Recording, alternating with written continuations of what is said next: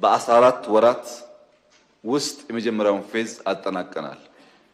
በ14 ወራት የመጀመሪያውን ፌዝ ማጠናቀቃችን ብቻ ሳይሆን ጋዝ ኢትዮጵያ ውስጥ ማልማት ይቻላል የሚለው የይቻላል እሳቤ የሚቀጥለውን ፌዝ ለመስራት ለመጀመር በእጅጉ አግዟል። ፌዝ 2 በቅርቡ ማስጀመራችን ይታወቃል።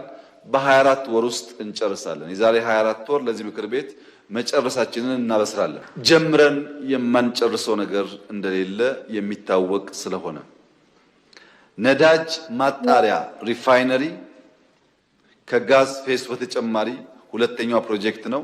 እሱንም በ24 ወራት እንጨርሳለን። 1000 ሜጋዋት ኢነርጂ ከ24 ወራት በጣም ባነሰ እንጨርሳለን። ባስ ወደ ጋዝ መቀየር ያልኳችሁን እሱንም ባነሰ ጊዜ እንጨርሳለን።